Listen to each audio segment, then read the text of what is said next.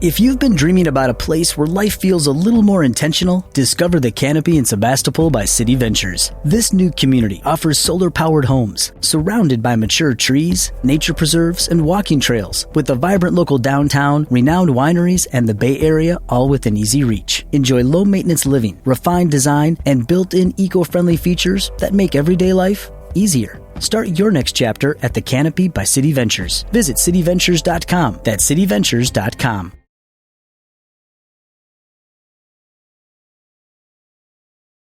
The Murder Shelf Book Club contains disturbing content related to real-life crimes.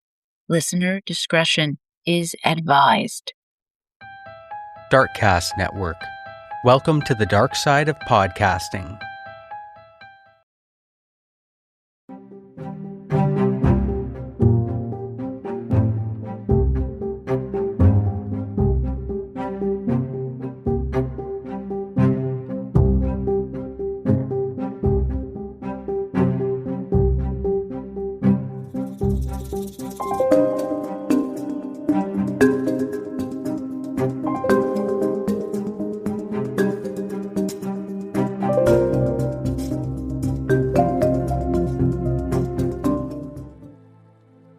Welcome to the Murder Shelf Book Club podcast. I am your host, Jill. I have a special episode for you today, and this is a first. There's no book. There is an article. I have links to it along with my other sources on my blog at www.murdershelfbookclub.com. Now, that should signal to you how important I believe this topic is. I have invited the article's author, my friend, Jennifer Bucholtz, to give her a platform to share this important information and this discussion, one that reaches far beyond true crime. So I recently read her article, IGG and the Crippling Effect of Ancestry's Legal Changes. So we are deep diving into these recent legal changes implemented that seriously hinder law enforcement investigations.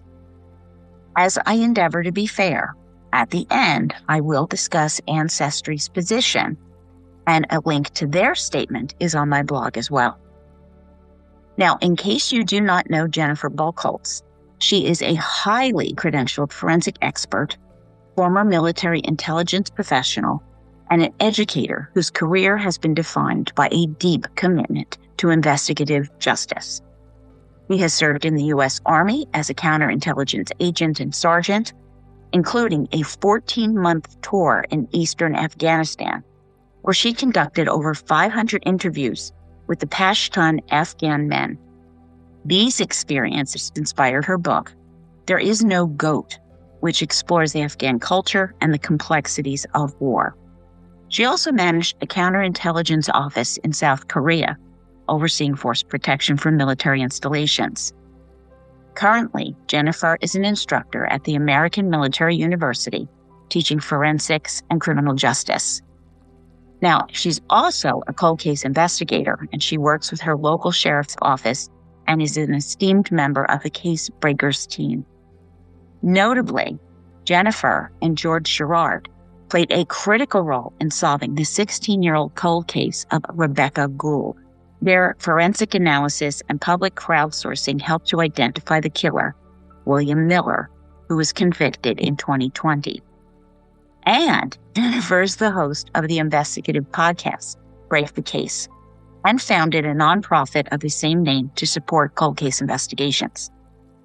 Now, I first met Jennifer when I featured her book with George Girard, Silent Silhouette, on the unsolved murder of Deborah Sue Williamson, back in episodes 108 to 112. So with that stellar introduction, let me welcome Jennifer Bucholtz onto the Murder Shelf Book Club podcast.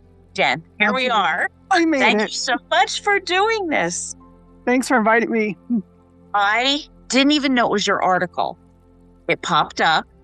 You know, I have my alert to keep track of what's happening in the universe, but it popped up, and I'm reading this, and I'm saying, oh my God, I didn't know about this. This is awful. And then I realized it was you. Yeah. And I was like, this is an easy solution to let people know about this. Oh, it's so frustrating, as you'll find out. Please. I already said I'm going to put the link on my blog and all of Thank that you. so can find it. And I've already been sending out little blurbs, and I've had a few things to say, using my outrage fueling me. But let's explain to everybody what the problem is. So, the problem is with Ancestry.com. They recently changed their terms of service. And in terms of what I do, I am a cold case investigator for my local sheriff's office, so I do work in law enforcement. In past years, Ancestry has allowed us limited use of their website, primarily to assist with missing persons cases and cases of unknown human remains and identifying them. So we've never been allowed as law enforcement to upload a DNA profile of an unknown person in Ancestry, so we don't use it for DNA aspects, and we were never allowed to use Ancestry to try and identify suspects. But we were allowed to use it to build family trees of missing persons or in an attempt to identify the owner of unidentified remains. And I've done this on many of my cases at work in order to figure out, which of the person's relatives are still alive, which one is the closest relative DNA-wise, so that we can get their DNA and make sure that there's a family DNA comparison sample in CODIS and NamUs, which are the two databases that are used for DNA matching. Right. So now Ancestry updated or changed their terms of service, updated whatever, and said that no one is allowed to use their services in connection with any law enforcement investigation or judicial proceeding. And so that means even though we weren't using it for identifying suspects, we're now no longer allowed to use it for our missing persons cases or unidentified remains. And I just can't even begin to understand why they would prevent us from doing this and bringing some answers to families of those persons. So that's the base issue going on here, and I know we're going to get into more discussion about it. Thank you. You explained that beautifully, because I was never pleased with Ancestry's position that you can't use it to identify a suspect. Who wants to help hide the identity of suspect? And this is not used for, I spit on a kid's bicycle. No. This is used for violent assaults, rapes, murder, serious felonies. Keeping these people on the street leaves all of us in danger. Absolutely. It's a public safety issue. So I have been displeased with Ancestry. I did quit when all of this kind of came to light. It was after the Golden State Killer case. I think that's when this issue kind of erupted. Mm-hmm. Before that, but this certainly is when it caught my attention. And I quit Ancestry. I said, fine. So I made sure that my poor family, that poor tree, because my DNA has been out there in every place I can possibly put it, because I believe in helping law enforcement solve these cases. I appreciate that. I've done the same with mine. Yeah, I don't get it. So I already have kind of a hardline position here, I guess, which to me isn't even hardline, it's common sense. Correct. You want to protect the public. Who doesn't want to protect the public? Other criminals? I don't understand. That would be the only group, in theory, that doesn't want this. So, is the criminals themselves. Right. Yes. And so here I'm reading this, and my jaw fell open. Now, that includes, I don't want to jump around too much, but that also includes other databases. Yes. Not only like the DNA aspect of it, but newspapers.com. Yes. Which is hugely helpful. Particularly when you do identify the owner of an unknown remains, in order to go back and try to track, information on them. I've done that in a couple of cases that we have, and we recently identified a John Doe. And of course, I've had to be creative and find other ways to find newspaper articles on him. But yeah, Ancestry is also saying law enforcement can no longer use the other websites and databases that they have control over, which is newspapers.com and Find a Grave. And then there's also a military type database that we're prevented from using now as well. And I want to tell a little story, if you don't mind, about Find a Grave.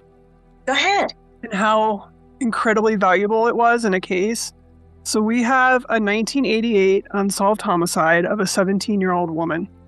And she had a 1-year-old daughter at the time she was killed. So the daughter never really knew her mother, obviously doesn't remember her.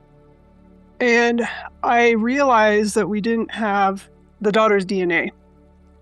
And so, and not only that, I just want to touch base with this woman's next of kin. I could tell from the case file no one had talked to her in a really long time, or if at all. And so I started searching for her.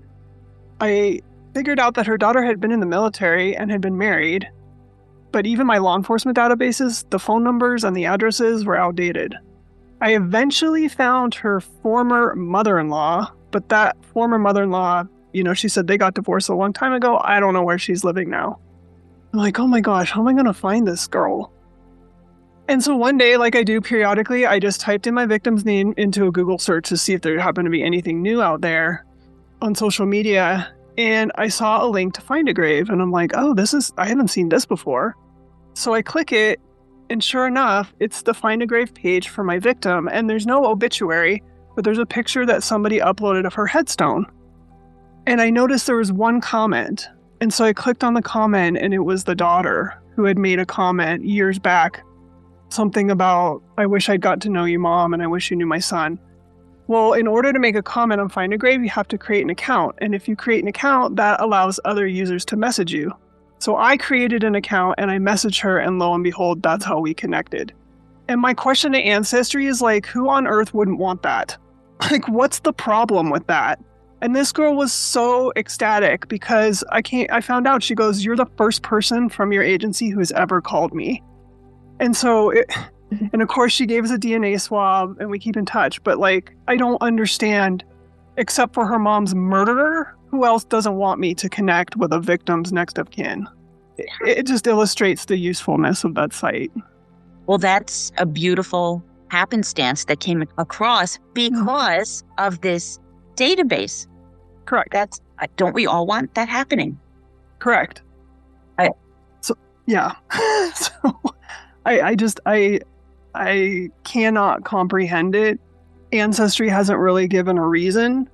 I suspect a couple users complained because someone connected to law enforcement may have reached out to them asking if they could view their family tree. And it wouldn't have been viewing the family tree to identify a suspect. It would have been to either get more information on a missing person's family tree and their relatives, or a Jane or John Doe who'd been identified. And so to whoever the users are that complained, I mean, I hope you never have somebody in your family get murdered or go missing. Like, what's the problem? And if you don't want to share your tree, don't share your tree. But you don't need to ruin the experience or the access. Newspapers.com particularly, this all has irked me. Mm-hmm. But when I read your article, I went to Ancestry to express my displeasure. And of course, you have your little chat bot that, pops up or whatever. Yes. And I couldn't resist. And I said, this policy is ridiculous. Well, we are very concerned about people's privacy. And I said, no, you're actually worried about the privacy of a minority of people who it's not really privacy. No. The thing is, on Ancestry, if you're a user, you can lock down your tree. I do this when when I was using it to create trees for my missing persons and unknown remains. I would always set it to private, private, private. And there's two settings in there to where you can make your tree to where nobody can ever find it or see it. So why don't you just do that, instead of making a stink about it? Or why doesn't Ancestry do what GEDmatch and FTDNA do and just have an opt-in or opt-out and be done with it? And let people choose on their own. Exactly. I don't understand that. And I didn't even like the opt-in. I mean, I get it. Yeah. I guess I'm a purist where I want victims identified. I want people to be returned to their families. I want the criminals off the streets. And that should be the default as far as I'm concerned. Of course. And let's not forget, all of the information that's in Ancestry in terms of the historical records, they don't own any of those. Those are public records that can be found elsewhere. It's just really a lot harder if I have to call a library in Germany to have the librarian go look up a record for me than just finding the digitized version on Ancestry. So Ancestry doesn't own any of those, and in fact, there's an ongoing court case in Pennsylvania where I think the state or something is trying to sue Ancestry because they're like, hey, we paid you to digitize these so they'd be available to the public. And now you're restricting that. Yes. So there is a court case going on, and it'll be interesting to see the outcome of that. But yeah, these are records that taxpayers paid for to have digitized by Ancestry. And then, as you know, if you want to have an account, you have to buy a subscription. So they're like bringing in double the money, but then restricting access to certain people. And It's just, I think it should almost be illegal. Well, hopefully that will happen in Pennsylvania, and then other states will pick up on it, and hopefully it will fan out across the country. Exactly. If you have a privacy issue, do you put your wedding, birth, death announcements in the public newspaper? Probably not. Right.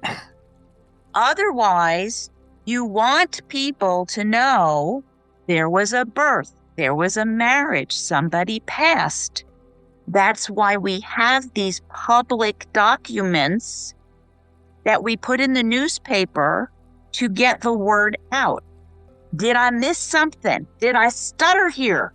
No. It just pisses me off. Oh, my God. Oh. It's infuriating. So I don't know if you've heard of Ramapo College. They're out of New Jersey, and I cannot sing their praises enough. They have a genetic genealogy program where they train students in investigative genetic genealogy with the intent of them helping law enforcement down the road.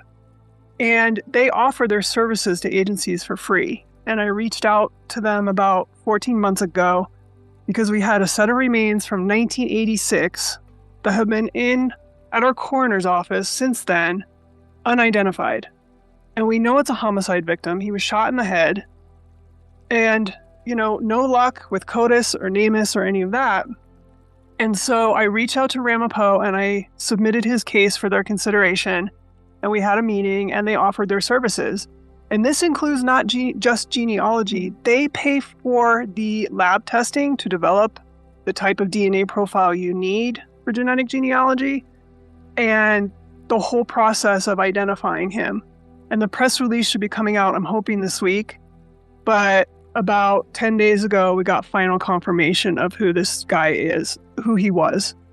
And Ramapo, they still did it without Ancestry, but said it was significantly more difficult and took more time.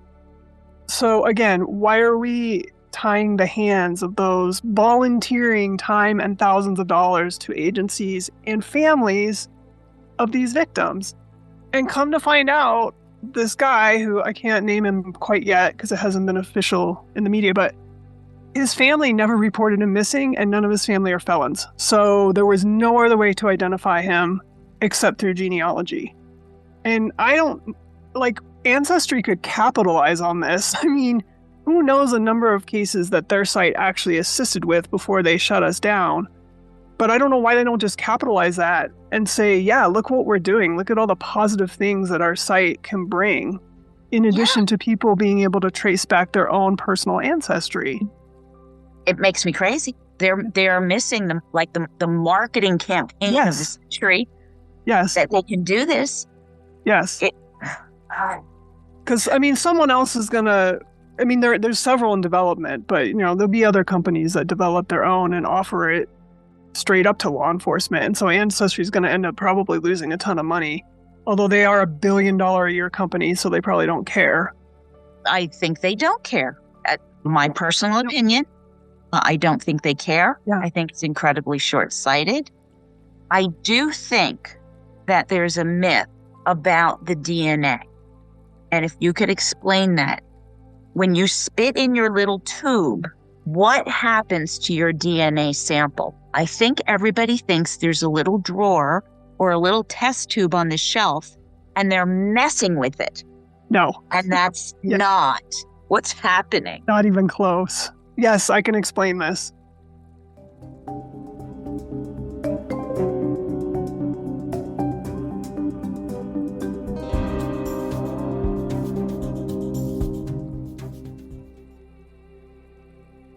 Ellie's Eden, part of Azure Standard, was created to make gardening more meaningful for families. In the Azure family, gardening is more than a hobby. It's how kids learn where food comes from, how families slow down together, and how we care for the land. Ellie's Eden offers carefully selected plant starts, seeds, and garden essentials chosen to help you grow with confidence. Whether you're expanding backyard beds or planting your first patio garden, Ellie's Eden helps you grow something lasting. Explore Ellie's Eden at azurestandard.com. So when you spit in the tube or swab your cheek, depending what service you use, yes, they do develop your actual DNA profile, but there's huge restrictions and confidentiality and things that all of these companies have to adhere to. Your DNA profile then gets turned into a code, a bunch of gobbledygook, letters and numbers and whatever, I don't even know. If you found it written down on a piece of paper on the sidewalk, you'd have no idea what it meant. And that is what actually goes into Ancestry or FTDNA, not your actual DNA profile. It never goes in the database. And then they are, by law, must destroy your DNA swab or spit or whatever and profile once they have the coded version in their database. So, law enforcement cannot go into GEDmatch or FTDNA and pluck somebody's DNA profile out of there and then say plant it at a crime scene or use it for a one-to-one comparison. It is impossible. It just can't happen. And so I always am trying to alleviate people's concerns because I have my own family members. A couple of them are like, I'm not giving the government my DNA. And I'm like, you're not giving them your DNA. It's just a code. That's it. It doesn't mean anything to any of us. It just means something to their algorithm. Right. And so your actual DNA is never out there exposed or available for somebody to obtain. So please, if that's your issue and you need even more clarification, I'm always happy to answer emails or get on the phone with somebody or whatever to discuss it more. But please let me put that concern to rest that your DNA cannot be obtained from any of these websites. Thank you. Because I really believe that's at the heart of a lot of people's concerns. Mm-hmm. Or they have some really shady branches there that prefer not to know about. Yeah. That they're there anyway. I've got news for you. Yeah. But thank you. I think that clarification is important. No one is touching your DNA. No. I've seen my raw code, and you're right. It goes on pages. Yeah. It means nothing. Numbers, letters. It's gibberish. Yes. But like I said, when they plug it into the technology, then it makes sense in terms of the algorithms and things. Yet no one's downloading your DNA and going over to that murder scene and depositing it there. No. And on top of it, the type of DNA profile developed for these genealogy sites is totally different than the type that's developed by law enforcement labs. So you can't even, if the lab takes my cheek swab, develops my profile, it's in a STR format, and I don't think we need to go down the rabbit hole on all these long terms. If I do it for Ancestry, it's in a SNP format. The two are not compatible. So even if the lab had my SNP profile, they wouldn't be able to compare it to their STR and tell that they both came from me. So that's just another level of security. And everything in CODIS is STR. That's it. SNP is only used for genetic genealogy. The two don't talk to each other. They can't be compared to each other. So even if someone got your DNA from Ancestry, which they can't, it doesn't do them any good because it can't compare it to what they have from a lab or in CODIS. Well, I'm hoping that a lot of people are now rethinking decisions to not get involved with this. And I would encourage them to join GEDmatch. Yes. And opt in and have your DNA out there. Please. So critically important. Yeah, you can download all your family trees. So I did that from Ancestry, and then we canceled our subscription at work, and we've switched over to using FTDNA kits when we need a family member to take a swab, and using their website. And it's very user-friendly, FTDNA, but they don't have all the historical records like Ancestry does. You mean our records? Correct. They don't have access to our public records. Historical records. Yes. So Oh, yes, I urge anybody that has taken an Ancestry test, you can download your DNA kit, and then you can re-upload it to FTDNA or GEDmatch. And again, if you want to reach out to me, I'm happy to provide you the instructions on how to do it. It's pretty simple. And that will be hugely helpful to law enforcement down the road. Yeah. I just can't even believe it. I just don't understand it. I did read through their statement, and I'm sorry, it did not make a whole lot of sense to me. Yeah. And I've tagged them, I think like you have, on social media, and I can never get an answer. Because as I posed in my article, so they say law enforcement can't use it, and that also includes anybody, even if you aren't law enforcement, doing something that's tied to any investigation. So I bring this up in my article, and I flat out tried to ask them on social media, okay, so does that mean the chief medical examiner in New York can no longer use Ancestry to identify victims of 9/11? Because they're only about 60% of the way there with identifying those victims. But that's tied to the biggest terrorist investigation in our country's history. Mm-hmm. And of course, I can't get an answer on that. And maybe they didn't think about that when they changed it. I can't imagine a lot of thinking went into this. Because let's face it, if you're happy with what's happening and you're not complaining, I'm not emailing and saying I'm happy with your service. You're right. You're going to hear from that squeaker, who's not happy.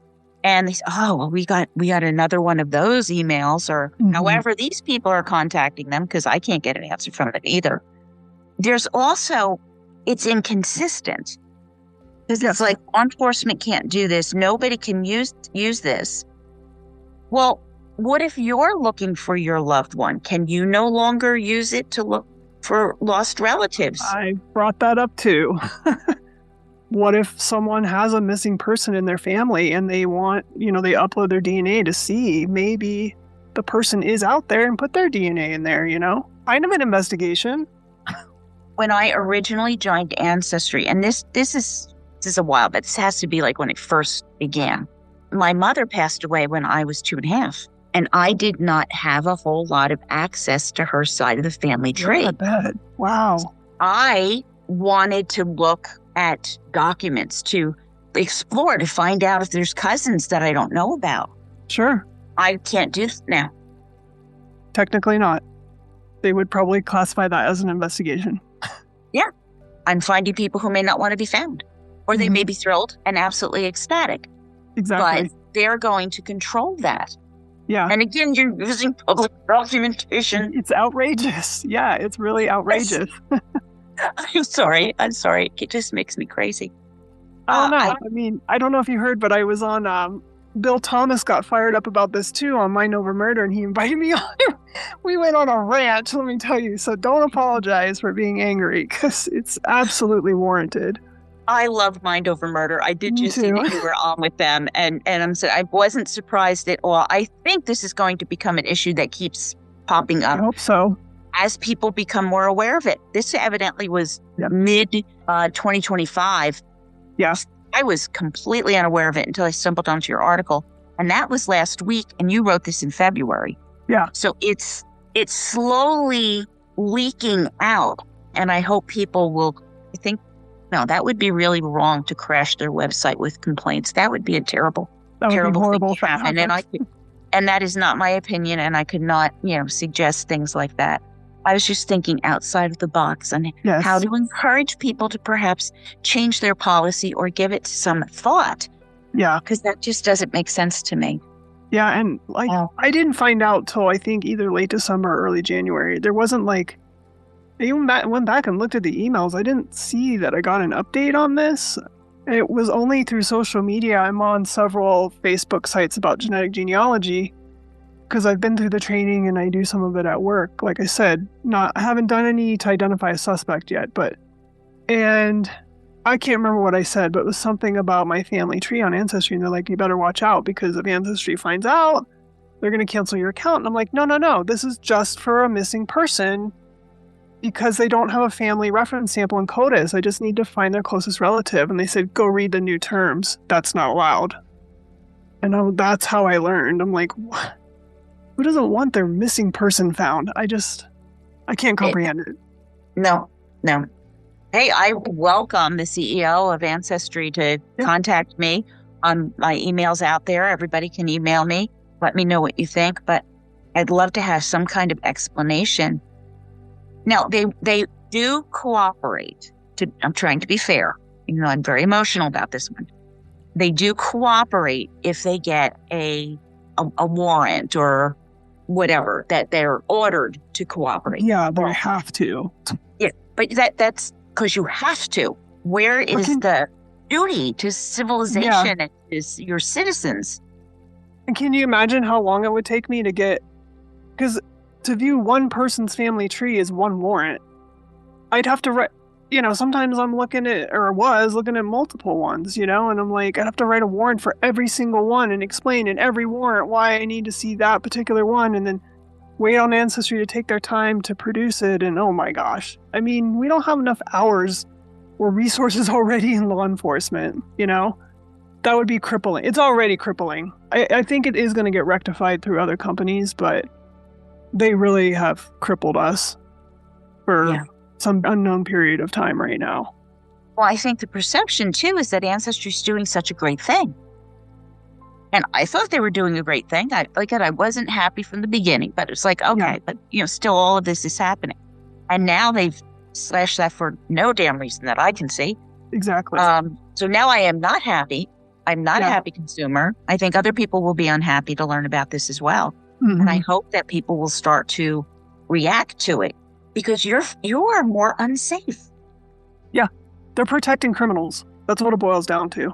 I don't think they obviously didn't view it that way, but that's what this aspect boils down to is you're making it harder and more drawn out for us to solve some of these cases that are already incredibly difficult. My 1986 case, how on earth was I going to figure out who that guy was without public records and everything else? So, and so now this isn't Ancestry's fault directly, but it's going to have more an effect. I'm already way behind the curveball starting a homicide investigation 40 years or so after it happened. And for Ancestry's crippling that timeline even more and drawing it out even more. Like Ramapo, it took them longer to identify him because they couldn't use Ancestry. Yeah. And again, who wouldn't want their family member who's been shot in the head identified so that investigators can try to find his killer? I can't imagine there's any human that wouldn't want that, unless they're the ones who killed him. Yeah, well, there's maybe one, maybe two people out there who are in cahoots and maybe don't want this uncovered. But it just doesn't make any sense. I know. They specified law enforcement can't do this. So they had to know what those words meant. Yeah. There are real life consequences to this. Yes. And not only for law enforcement, but I think there should be real life consequences for Ancestry. Mm-hmm. You don't have to take this lying down. Yeah. You're holding public records, hostage in the name of privacy. They're public records. Exactly. Census record. I don't know. What's the big deal anyways? All of these can be acquired in other ways. I can go request a census record through a state, but it just, again, it's the time factor. I'm already strapped on time at work as it is. So I would love, I don't think they'll ever do it, but yeah, I would love to come back on here with you and representatives from Ancestry and have a roundtable discussion on their thought process. But like you, I can't get a hold of anybody there. No, I got a chat bot. I'm just this one small squeaky person and they don't care about. So right. We do need more of a movement or an uproar or something, I think, to get their attention. Well, I truly believe it's coming because, like I said, it's not something that, I'm not a member of Ancestry. So I almost wanted to join and then turn around and quit on them and tell them why, which it just seemed to absolutely be, now I'm getting crazy. But it's almost worth doing just to protesting. And it is a thing. If you do have Ancestry, for listeners who have it still, and you do quit, my understanding is you can give feedback on why you're leaving. So please, if you do choose to cancel your subscription, please do give that feedback. And if enough people do it, and if they start losing money, maybe, that's probably the bottom line, but, maybe they'll address this. And there's some fixes that's, like we'd already talked about, there's some fixes to this that still protect people's privacy. So, Oh, absolutely. Yeah. I don't know. So, but I appreciate you caring about this topic. Oh, it made me crazy. Yeah. I sit over here. I'm not in law enforcement. I'm not an investigator. I'm not doing that. I do books. You're my first episode, by the way, with no book. So I'm gonna ask you about a book at some point. This is not about a book. You have the path you didn't take where you could have, wanted, were interested. I mean, I was interested in law enforcement. I thought about going to law school. I always had this interest on that side of the path, and I did not take it.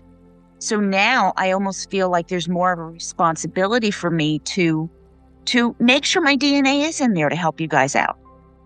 And then this. So I have a voice, darn it. I'm going to use it. You do. Yes. Let this out and let people know about it. If you are as outraged as I am, as Jen is, please share that outrage responsibly, but share that outrage. Just let the company know that this is just not the right decision, that there's easy ways, easy fixes to protect people's privacy if that's truly what they're concerned about. Yeah. And I'm not sure that is. Yeah. I did remind my viewers that I had done your book with George Jared, Silent Silhouette. And I very much appreciated you covering that. Thank you. I loved covering that book. That case really, really meant something to me. I don't know if there's anything on that front, but what's new? There's nothing really new on Debbie Williamson's case. However, there's a couple developments that might lead to something new, which is that George and I were invited to the Lubbock Book Festival, which is later this year. And we'd already been tossing around the idea of going back to Lubbock and giving her case one more shot. For listeners who don't know, I thought we had a great trajectory on the case.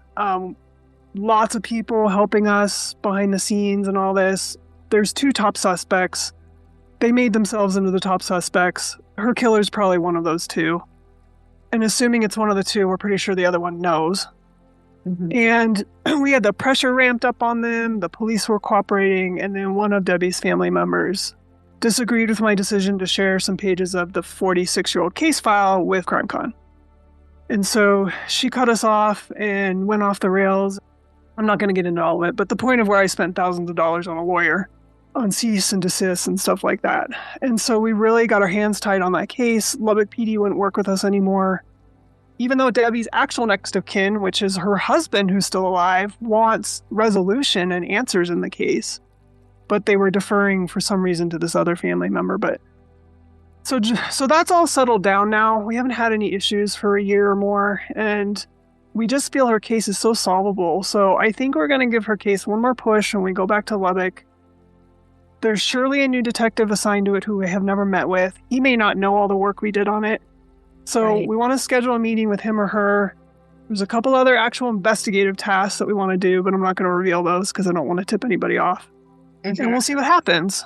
You know, maybe we'll get better reception from a new detective. And there's definitely some things they can do on their side, evidence-wise, in terms of new testing with new technology. So that's, some of the things that we'd like to discuss with them. So fingers crossed, we can get some forward progress in the case. And obviously, you'll be one of the first to know if we can. So we at least got to try, we got to give it a shot. So yes, no, I agree. I had to ask. Appreciate it. Yeah. And so if you want to read about our investigation that George and our team did, the book is Silent Silhouette. It's on Amazon. You can get it in Kindle and paperback and hardback. And it details a lot of the investigation and some of the stuff that came out of the case file. And, we just let readers come to their own conclusion on what they think happened. But we did some crime scene reconstruction. We brought in a knife expert and profilers and criminalists. And there's a lot of good information in the book if you're interested in the details of what went on behind the scenes. And then I did write a chapter on the first case George and I worked together, which did result in a conviction. And that was the Rebecca Gould case. And in that case, I'm not going to get in the weeds, but her killer was actually in our Facebook group, and he was commenting and messaging me long before he became a person on our suspect list. So tons of lessons learned there. And so we wanted to pass some of those along. And some of the things we learned from Rebecca's case, we used in Debbie's case, and so we wanted readers to get some insight on that too. So there's a chapter on that case that I think people find pretty interesting. Oh, absolutely. I loved that book. That's why I featured it. Thank you. And guys, if you listened and you haven't read the book, I can't tell you everything. I only have a limited amount of time. I'm not Audible. So, if you've got 15 hours, listen to Audible. But also, I've got 3 hours. So I'm telling you a lot, but I am not telling you everything. So I really do recommend you get the books. There's a reason I picked them. They are that good.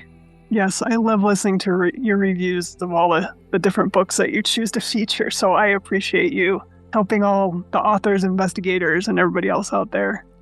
Thank you so much. It is my purpose in life to try to do this, to honor the victims, to remember the victims, to help where I can. I said I'm not an investigator, but I can help Absolutely. in this realm that I can do. Yes. I think everybody has something they can offer to a case, whether you have an investigative background or not. So don't ever, not just to you, but to listeners, don't ever doubt yourself that you can't have some positive influence on a cold case, because we got about 300,000 of them in our country. So there's no shortage. Yes, I wish that number, maybe it'll start dropping, but now it's gotten more complicated. Yes. Okay. All right. I'm okay. I'll be okay. We'll be okay. We're going to get through this. We'll get through it. Is there anything else that you want to add? Other than Lubbock, do you have anything else coming up? How's your podcast doing? Ours is good. So George and I host a podcast called Break the Case.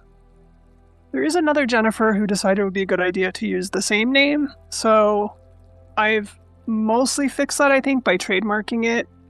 But if you Google Break the Case, just make sure you're on mine and not hers.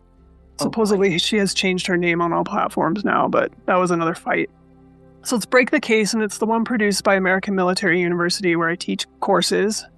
I recently developed a cold case investigations class, and that is launching in August. If anyone's interested, it is project-based. It's not like read a book and memorize it and take a test. There's no tests. I'm giving you practical resources and skills, I think. Whether you're law enforcement or civilian, it doesn't matter. It's geared towards both. It's an 8-week course. They've got me teaching it back-to-back starting in August, so there's 3 sessions lined up later in the year. And you don't have to be a full-time student at the university to take it. You can sign up for just one class.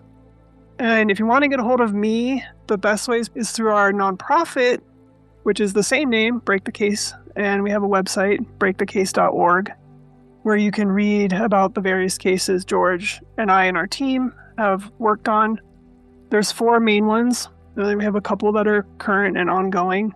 And all the coverage, the media, the videos we've made, the recreations, the articles I've written, all that stuff is on one page for each victim on the website. We wanted a landing spot where people can go to find everything about that case that we produce.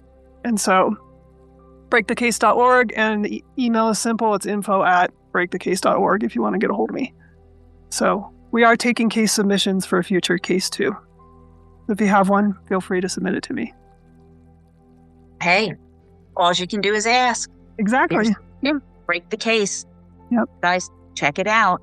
I love the idea of having all the information out there. Yeah. Because now with social media is getting bigger and bigger. Every time you turn around, there's a new platform to add to. And you go down the rabbit holes just trying to figure out where to find out, accurate factual information. And boom, there it is. All right. Yes. And it's also like when victims' family members approach us or law enforcement, we can just send them to the website. Here's a great in-depth overview of what we do and how we operate. And you can see, the type of content that we put together and what we do for each case. So that's actually how the nonprofit came to be, because we really wanted a website, but we're like, well, what are we going to call it? And then I looked and I was like, well, Break the Case is not taken. So we purchased that domain and went with that. So there you go. Yep.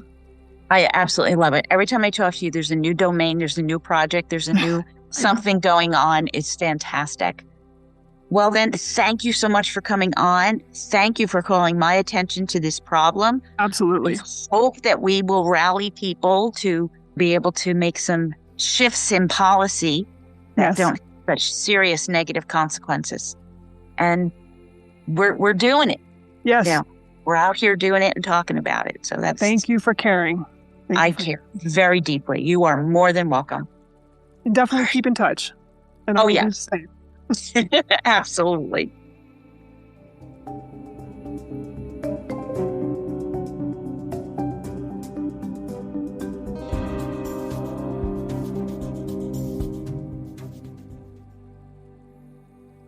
Guys, I love Jennifer. I appreciate her coming on. I know it was a lot to take in and that we were kind of ranting and raving a little bit, but I think you've gotten the impression. I just really believe that this is a huge, huge problem. As promised, I said at the end that I would go over the core of Ancestry's statement from December 2025. This is what it says. It's part of it anyway. I'm not going to read you the whole thing, but quote, Ancestry does not allow our services to be used for law enforcement investigations unless we are legally required to comply. Here's what it means for you. We don't voluntarily work with law enforcement. We do not provide customer data to law enforcement unless we receive a valid, legally binding court document. We require proper legal process. If a government agency wants data, they must present a court order. We carefully review every request and push back on any that are overly broad or not valid. We don't want our site to be used for investigations. Law enforcement or anyone working on their behalf cannot use Ancestry's DNA tools, family trees, record collection, or any part of our platform to investigate crimes or identify human remains. Allowing this would go against the purpose of our services and our commitment to protecting your privacy. We respect the important work that law enforcement does to keep communities safe. At the same time, we have a responsibility to make sure Ancestry is used for what it was created for: family history research. This commitment to protecting your privacy is part of that responsibility, and it guides the decisions we make every day. When you use Ancestry, you trust that your personal and family history information will be used only for the purpose you intend, and never for activities you didn't consent to. Your expectations about how your data should and should not be used are paramount in shaping and enforcing our policies, including what types of activities are permitted on our platform. Our goal remains the same: to help you discover, preserve, and share your family history while safeguarding your information every step of the way. End quote. My opinion: Ancestry was hired by our government agencies to digitize their records. Many of these records are public records with no right to privacy, being public documentation. Yet now Ancestry is obstructing our public officials' access to this vital information for their investigations. I'm going to urge my elected officials to hold you accountable, will hold Ancestry accountable, and to declare Ancestry in breach of contract. The digitalized records belong to the American people, and it is unacceptable to deny access to those diligently working to keep us safe. Most newspapers of the past are publicly printed with information we ask them to print: births, deaths, weddings, events. Ancestry now denies the use of the digitalized newspapers to find and prosecute criminals and to identify the missing and unknown. This pretense of prioritizing privacy while hindering law enforcement is both hypocritical and shameful, and the public deserves better. So I urge everybody to take their Ancestry raw data that Jennifer and I were talking about to other companies if you believe that you want to help law enforcement solve cold cases and to get the worst of the criminals off our streets who commit violent assault, rape, and murder. Family Tree DNA, GEDmatch, and DNA Justice are sites for this. Opt in and allow law enforcement to do their jobs and make us all safer. I understand that everyone is not going to agree with Jennifer Bucholtz and myself, and that's perfectly fine. Having different opinions is what makes life interesting. However, I have a voice on this platform. I intend to use it to remember victims, survivors, the missing, the unnamed, and the families, as well as to honor the investigators at all levels who work tirelessly to solve these crimes and resolve cold cases. This is why I started this podcast, and it remains my guiding principle. And I hope everyone can respect my mission, including those who hold differing views with nuanced opinions. Thank you for listening. My next episode will be out shortly, and this summer is going to be filled with more of the best true crime books. No time to read? Well, let me read for you. And thank you for Patreon murder bookies. Our next book is A Monster in Mount Pleasant, a story of murders and justice by C.J. Williams. So Mount Pleasant, Iowa is a quiet, idyllic town in 1978 when two brutal murders shatter the residents. Beautiful 16-year-old Carol Beavers is a vivacious high school junior, and her 58-year-old mother, Clementine, became the unsuspecting victims of a senseless act of violence. Terrified, Mount Pleasant residents begin locking their doors, fearing the killer that walks among them. And frustratingly, 6 months later, the case had gone cold. But then another shocking murder occurs. And now, law enforcement begins to connect the dots, leading to a suspect in all three murders. Yet 20 years would pass before the judicial system began to slowly grind towards resolution and justice. In the meanwhile, this dark chapter in Mount Pleasant left its mark, and life was never the same again. Author C.J. Williams has done meticulous research that truly captures the victims, who they were, the lives they led, and what was lost by them, the family, and the community. I see you as you hear me. All of the links discussed in this episode, and probably more than you want, are on my blog at www.murdershelfbookclub.com, July 2026. You can contact me at jill@murdershelfbookclub.com or connect with me on X, Facebook, Instagram, LinkedIn, and YouTube. Additionally, consider joining my Patreon for $2 to $4 a month and help me choose the next book I'll feature. And I am teaching my serial killer case studies. My next episode is going to be out shortly. Remember to opt in and make sure to lock your doors and windows. Trust your gut, murder buckies.